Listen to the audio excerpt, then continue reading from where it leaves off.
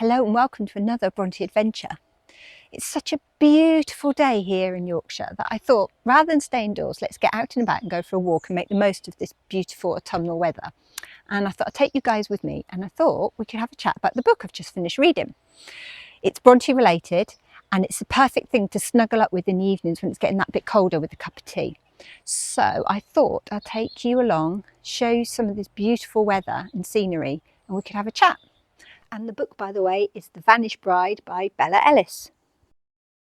Let's head down the lane and let's have a chat.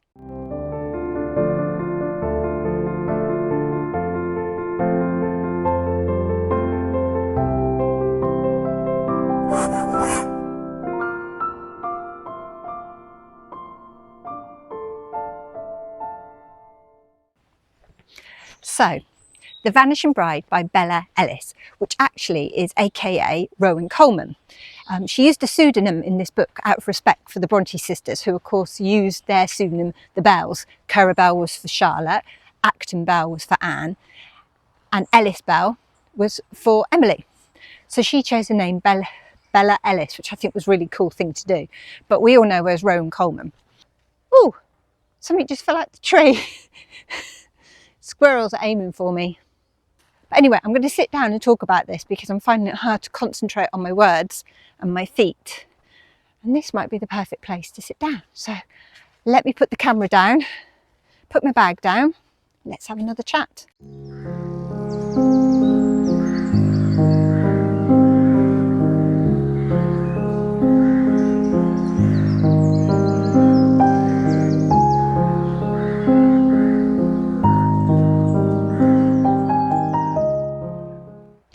So I found a picnic bench in the middle of this wood. Beautiful place to sit, very nice, but the bench is very wonky, so excuse me if I look like I'm about to fall over. So let me tell you about the book, which I have here with all my little notes on the top. So the story was based in 1845, which is the period after Anne and Branwell had been at Thorpe Green. Branwell just sort of obviously got into a lot of trouble, what with having an affair with the mistress of the house, Mrs. Robinson, and they'd all come back to Haworth. So at this period of time, all the siblings, the alive siblings obviously, Charlotte, Emily, Anne and Branwell were all living under the same roof in Haworth at the parsonage with their father, their Aunt Branwell and Tabitha and Martha the servants. So this is set in that period. They haven't yet had their novels published, but they're certainly in that sort of period of their time when they're imagining worlds and, you know, thinking of stories and things. So you can start to see this coming out in this particular book. So the actual story itself is based on the sisters learning about an event that's happened at a place called Chester Grange, a disappearance of a bride. And they learn of this happenings, and of course they start to want to know more, and why and who and how, you know, all these things an intelligent mind questions. They didn't just read and accept, oh, this has happened. They wanted to know, well, why has it happened, and, you know, what's being done about it. And that story then evolves as the sisters and Branwell, which is great that he's involved too. So I thought I'd read you the blurb on the back of the book because I thought this would explain it a lot better than I could. So, Yorkshire, 1845. A young woman has gone missing from her home at Chester Grange, leaving no trace, save a large pool of blood in her bedroom and a slew of dark rumours about her marriage. A few miles away across the moors, Charlotte, Emily and Anne Brontë are horrified, yet intrigued. Desperate to find out more, the sisters visit Chester Grange, where they notice several unsettling details about the crime scene, not least the absence of an investigation. Together, they realise that if they don't pull their boundless imagination towards finding out what happened to Elizabeth Chester, no one else will. The path to the truth is not an easy one, but nothing will stop the sisters from discovering what happened to the vanished bride, even as they find their own lives in great peril. They had this curiosity and this intelligence, and it shines through, and it's easy to imagine them sort of taking an interest in the unsettling events that were in Chester Grange. Ellis, Rowan, but I'm going to call her Ellis, brings the sisters to life in a way that feels kind of true to their personality. You know, you can see them sort of just going to find out a bit more, and just going to find out a bit more, and a bit more. And this kind of drags them in. And I could have well imagined that they would read something in the paper and it would, you know, completely absorb them. But it's not exaggerated. That was the main thing I wanted to mention. It's not like some Hollywood movie, you know, where they're all polished and everything's shiny and bright. It's still very much Haworth in 1845. There is still obvious signs of troubles with Branwell, troubles in the village, poverty, worry, concerns, all the things that we associate with Haworth during that time. It's still very much in this book. So she's not polished it. It's not suddenly, you know, glamorous hair and makeup. It's not that at all. The tone remains really down to earth and readable and kind of realistic, I suppose. You know, you read through it and you don't sort of suddenly go, well, that wouldn't happen. It's quite believable, and I think it's very comforting, and that's why it's a good book for this time of year. It's one of those books that you start reading and you really get into, and you really start to want to know what's going to happen next. So I'm going to read you a bit from the book, which is a description I really like. This is a section where Branwell has come back from the pub and the sisters are all sat in the dining room and he has news to tell them. So, hold hard, sisters. Branwell swung into the room, bringing with him a good portion of the evening rain dripping off the end of his nose, his ruby red hair plastered against his pale skin, and the fug of beer and smoke radiating from him, his eyes aligned with signs of gossip. Cease your girlish wittering, for I have a terrible tale to tell. Did they run out of gin at the Bull again? Emily said, not looking up as he took the chair next to her, shaking himself like a wet dog. Steady yourself, for as young ladies you may find the news I have to relate both terrifying and despicable, perhaps even more than your gentle souls can tolerate. Tell us, Branwell. Charlotte seized on the promise of distraction like a thirsty woman discovering a well. What has happened?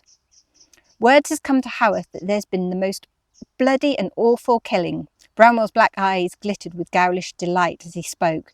The fire seemed to lap at his words.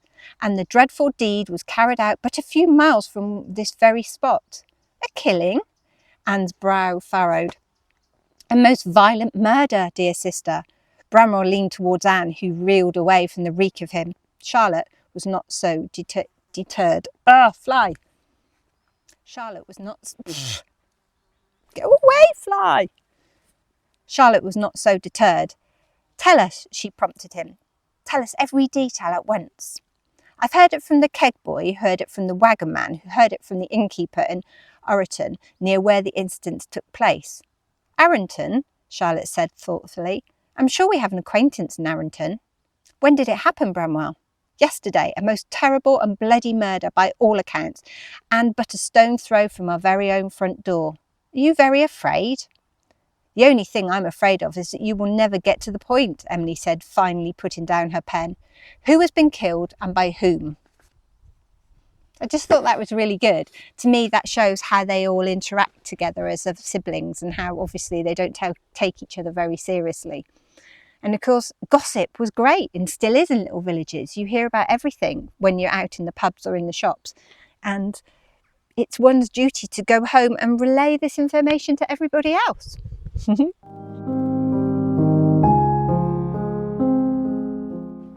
So for a Brontë fan like me, it was perfect. It gave me the mystery and the drama of the missing bride, but it also gave me my Brontë hit, which obviously we all love. And you can tell that Bella knows her Brontë stuff because she manages to mix the two, the story and the Brontë history in together, and that just works brilliantly.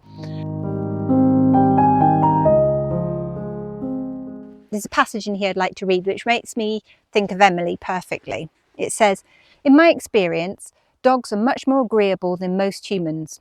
Kind of agree. Emily said, using one hound's head as a prop as she clambered to her feet, you always know where you are with a dog. They never lie or dissemble, unlike men. Maybe she's got a point. The mystery itself unfolds with enough twists and turns to keep you hooked, but it never feels over the top. The historic detail is there's so rich in historic detail.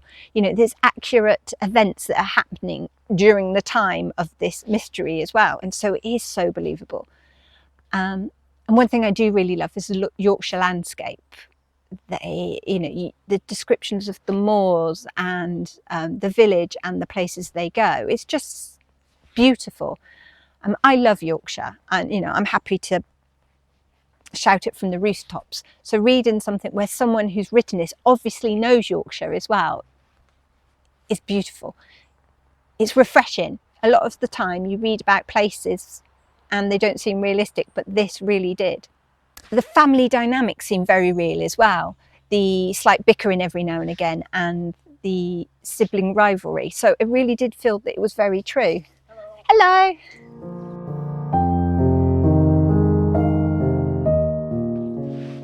Here's another section of book I would like to read to you.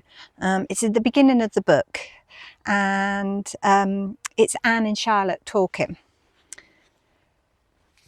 Well, in this world where men might beat their wives, might force themselves upon them, and yes, might even kill them and go unpunished, where society and the law see women as little more than property, it seems as though someone should be trying to do something about it. For Elizabeth Chester's sake and those innocent motherless children, and if that task falls upon us as newly minted detectives, then I shall not shirk it. Good, isn't it?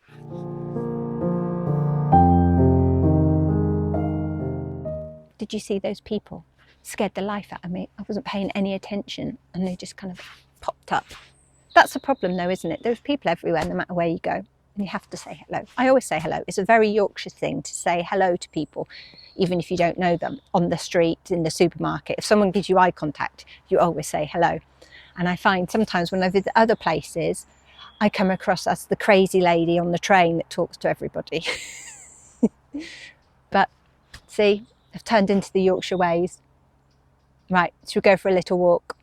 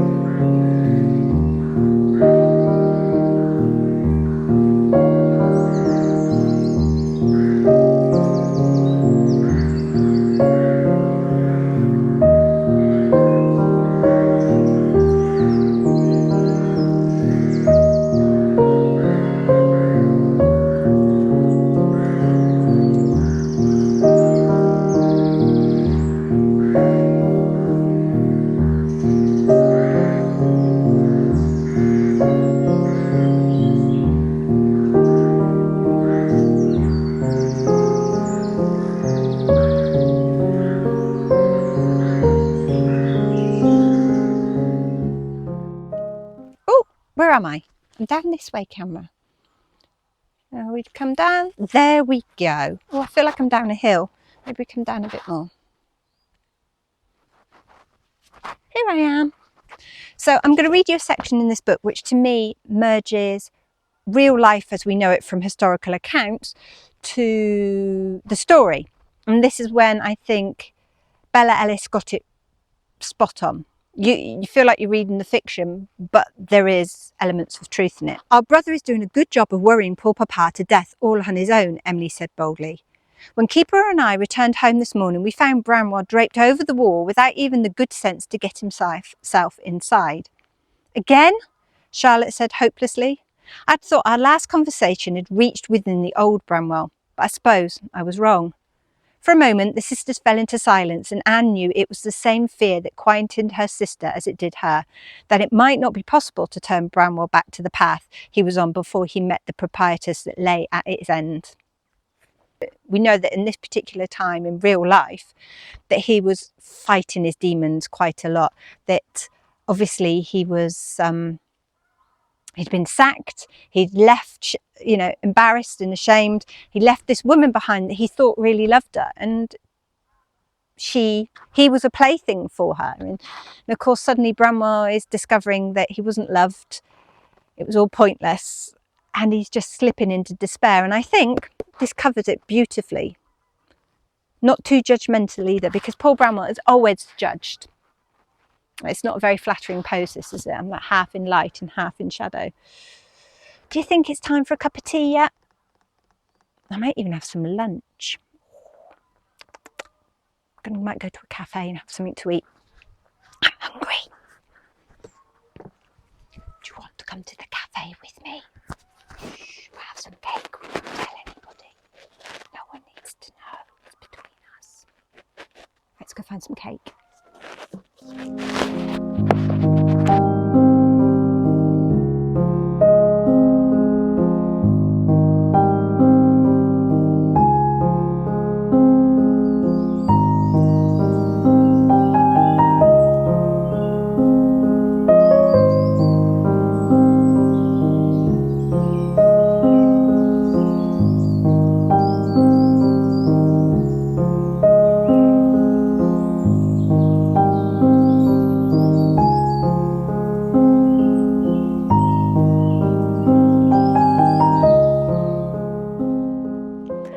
I found another squeaky gate and I thought you'd like to hear it. So let's compare this gate to the kissing gate in Haworth that I did a little video on the other day. So wait and see.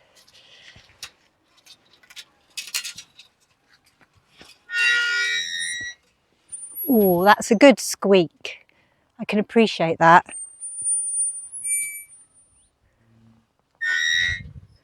Nice. I'll give you a close-up sound.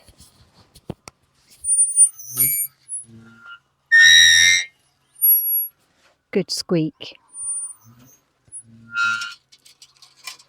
Impressive gate. We like a bit of a squeaky gate.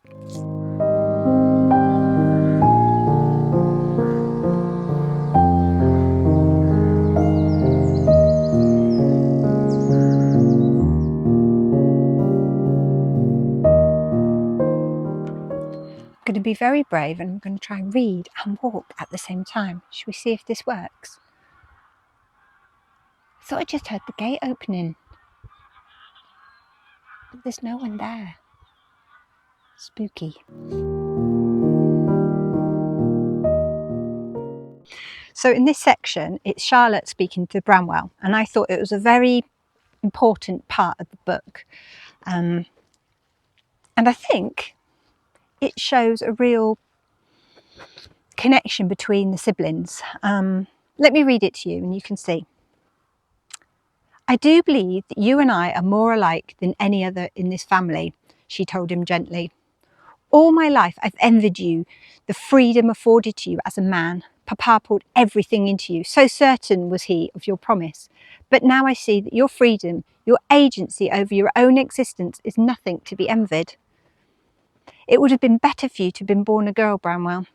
Then you would have had to learn from the crib how to practice restraint, how to bear disappointment and expect much less than you are owed. It would have made you a much stronger person than you are a man. Branwell's fingers tightened around hers. You may be right, Charlotte, he said. You may well be right. Oh, I'm always right. Haven't you noticed yet? Charlotte replied with a teasing smile, growing sombre again at once.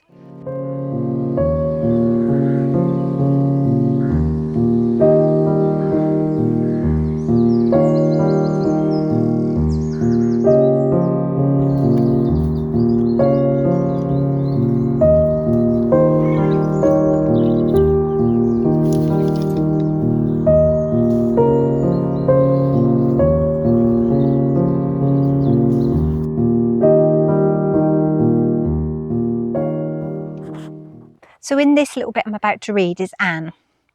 She said, I must know the truth about what happened to Elizabeth Chester. I will never sleep another night through if I don't know for sure what has become of that poor young woman. I cannot live in a world where one just as I can be made to vanish but with barely a ripple. I simply will not allow it. There's that inner determination that we see in the sisters.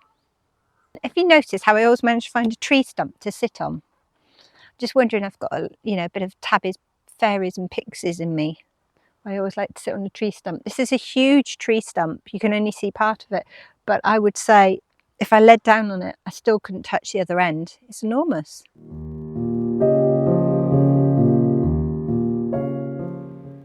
So let me tell you a bit about Bella Ellis, or Rowan Coleman as her real name is. She took the pseudonym as Bella Ellis in sort of respect for the Brontes. Obviously, when they wrote their work and had it published, they used the pseudonym Belle. So there was Charlotte was Cara Bell, there was Anne, who was Acton Bell, and Emily, who was Ellis Bell. So she obviously, you know, played around with the names a little bit there, which I thought was really clever. And of course, unless you're a true Bronte fan, you might not know that. But anyway, a bit about Rowan. So she's published about 30 novels. She first gained her recognition in about 2000 when she won the Young Writer of the Year award, run by a magazine called Company Magazine back then. And of course, this then started her career, really. She then published book after book after book, and she's done tremendously well. I mean, she's always been a Bronte fan, and this began when she was a child, fascinated by their imagination and their creativity and their personal stories. And I think her book that we're looking at today really does show that. It really shows her passion for the Brontes and their history and their lives, and it comes through in her work. Her enthusiasm for the sisters actually led her to write this, so I think that was, you know, pretty amazing of her to turn the Brontë sisters into amateur detectives. I mean, if you put that to any Bronte fan, they're going to stand back in shock and horror. How dare you mess with them? But actually, you know, it's proven that this is working, and it does work, and people like me really enjoy it.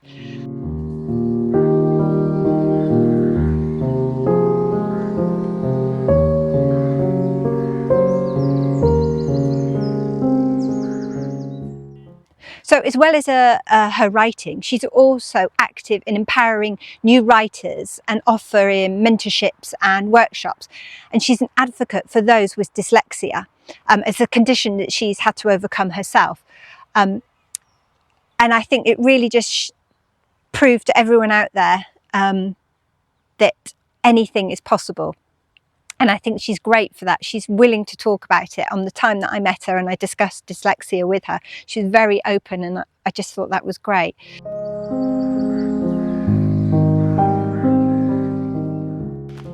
And these mystery books weren't Rowan's first dabble in the Brontes. She'd written a book previously called The Girl at the Window, which is based in Pondon Hall in Yorkshire, obviously near Haworth. And I absolutely loved that book. I listened to it as an audiobook while I was decorating, and I had the most boring decorating job to do. It was just paint on, slap, slap, slap. And I listened to this throughout, and it was brilliant. So yeah, check that one out as well.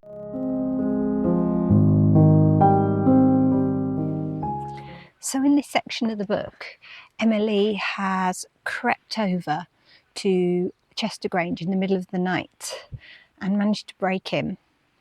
And this is where we are. Checking the length of the hall once more for Mrs. Crawley or anyone who might discover her, Emily crept gradually closer, stopping behind the library door, which stood usefully ajar.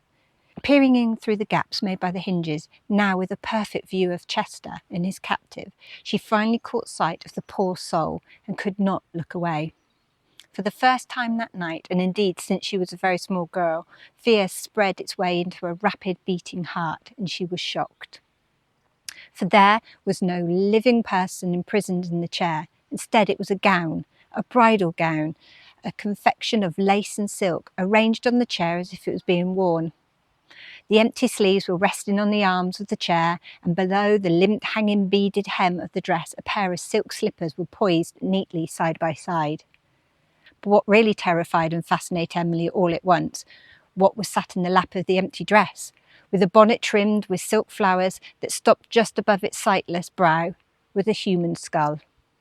I can imagine that would start all sorts of things in Emily's head, wouldn't it?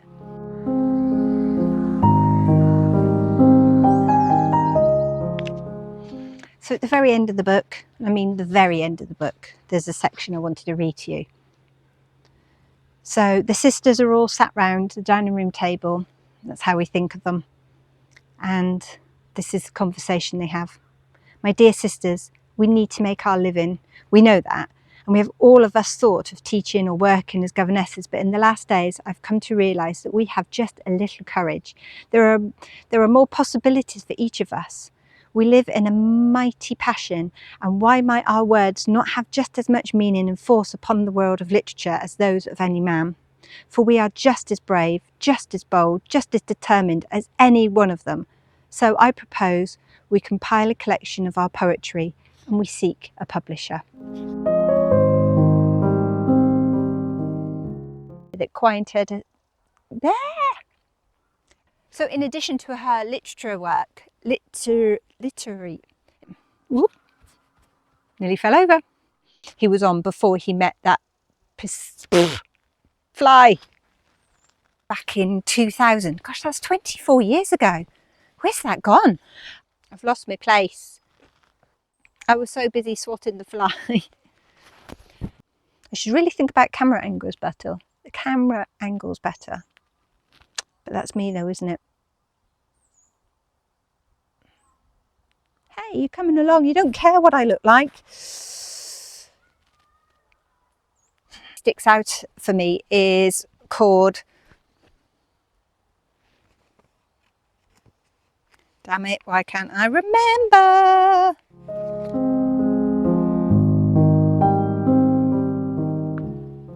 So thank you for watching today's video and for joining me here out and about in Yorkshire. It's a beautiful day. The sun is just warm enough to take your coat off. I don't know how many more days like this we will have, but I hope you enjoyed hearing sections from The Vanished Bride by Bella Ellis.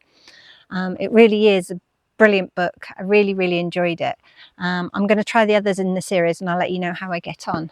Of course, I've put information about Rowan Coleman, who is Bella Ellis, in the description below, so you can go and have a visit of her Instagram page and see what she's up to and what she's writing. I'm sure she's working on something at the moment. Also, if you want her book, you can buy it from most good bookshops, as they say, and the online ones as well. And I will put some information if you want to have a look yourself, again in the description.